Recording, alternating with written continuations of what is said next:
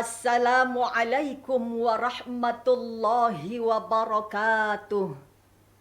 Alhamdulillahilladzi amarna bil jama'ah wa nahana 'anit tafarruqah.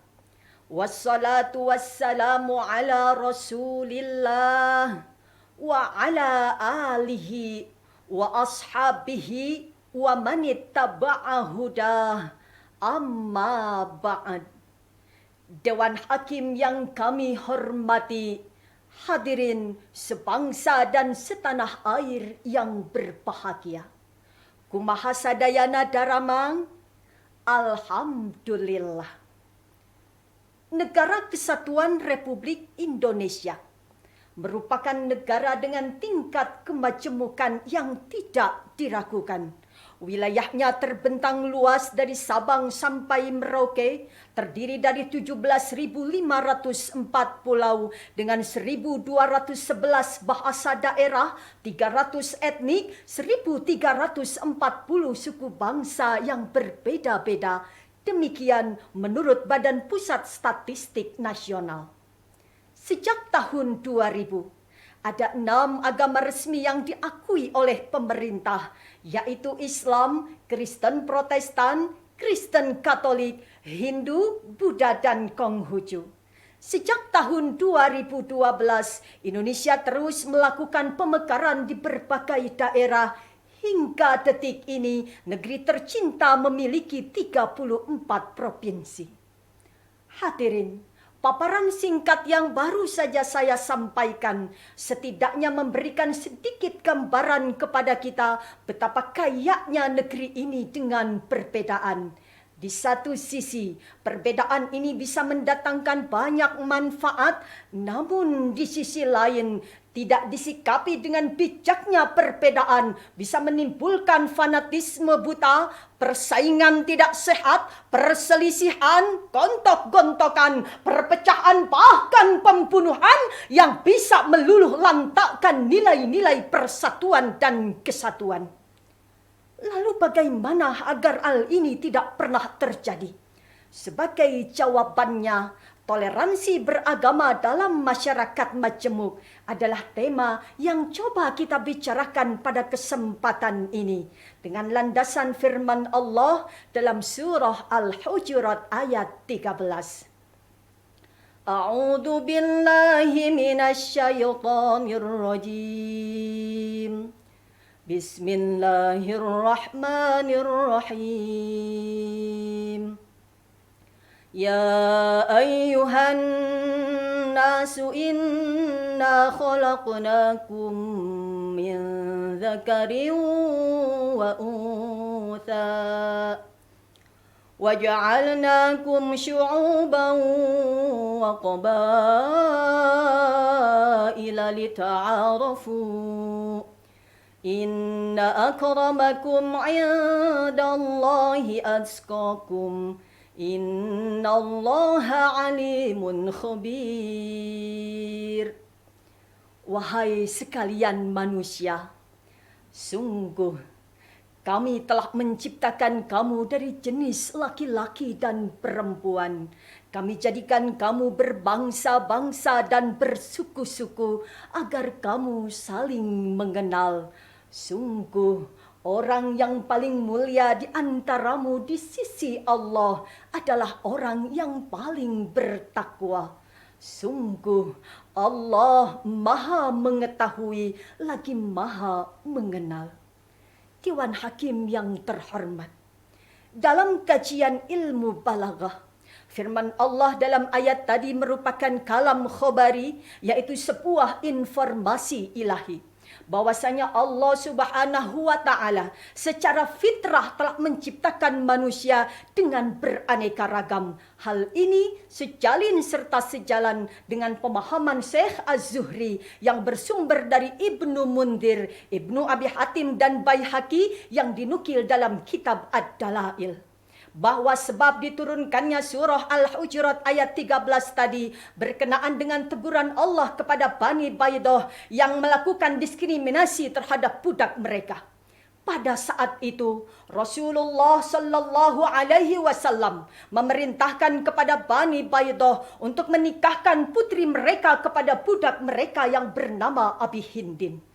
Pada saat itu dengan sinis Bani Baidah berkata, "Ya Rasulullah, pantaskah jika kami menikahkan putri-putri kami kepada budak-budak kami?" Lalu turunlah surah Al-Hujurat ayat 13 ini, bahwasanya Allah menciptakan manusia secara beraneka ragam, berlainan suku, bercorak bangsa, dari jenis laki-laki dan perempuan, dengan tujuan lita'arafu ay khalaqnakum kadzalika liya'rifa ba'dukum ba'da. Bahwasanya Allah menciptakan manusia dengan beraneka ragam dengan tujuan agar sebagian kalian mengenal sebagian yang lainnya. Demikian menurut Syekh Khalid Abdurrahman Al-Aki dalam Safwatul Bayan Lima'anil Quran.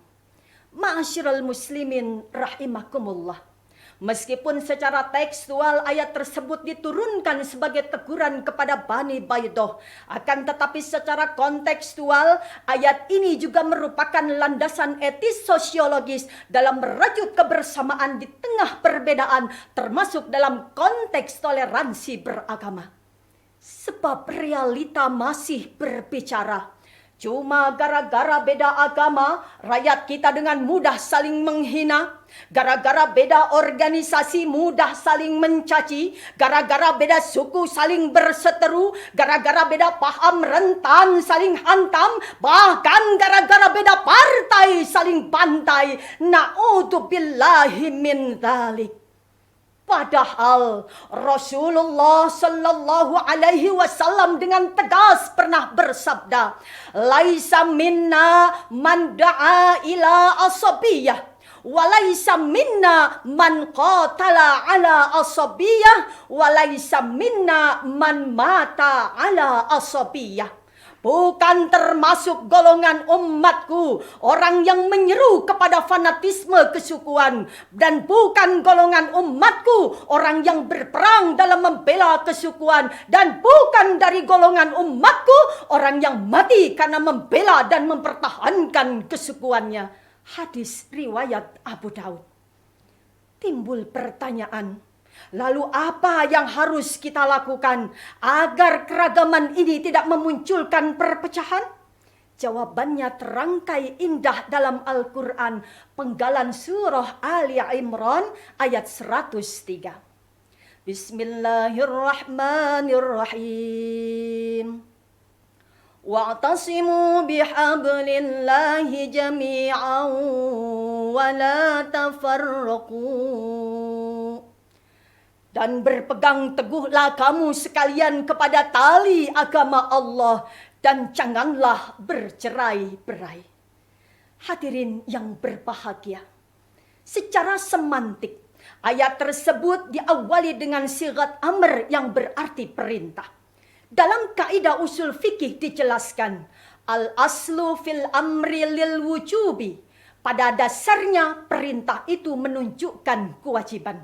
Dengan demikian wajib bagi saya, saudara, dan seluruh komponen masyarakat bangsa untuk merawat kebersamaan di tengah kemajemukan. Inilah yang dirangkai indah pada kalimat wa'tasimu bihablillahi jami'an wa la tafarraqu, ay amarahum bil jama'ah wa nahahum 'anit tafarruqah. Allah memerintahkan kita untuk bersatu padu dan melarang kita untuk berseteru. Demikian penafsiran Imam Ibnu Katsir dalam tafsir Al-Qur'anil Azim. Hadirin, dengan demikian paparan singkat ini dapat kita ambil sekelumit kesimpulan bahwa perbedaan yang ada di negara kita merupakan fitrah sekaligus rahmat dari Allah Subhanahu wa taala yang patut kita syukuri, kita jalani dan kita nikmati dengan sepenuh hati dengan cara saling membuka diri, saling berkomunikasi dan bersinergi. Itulah bukti kita ikut merawat kebersamaan NKRI dengan sepenuh hati. Sekian dan demikian. Terima kasih atas segala perhatian. Mohon maaf atas segala kehilafan. Wallahul muwafiq ila aqwamit thoriq. Wassalamualaikum warahmatullahi wabarakatuh.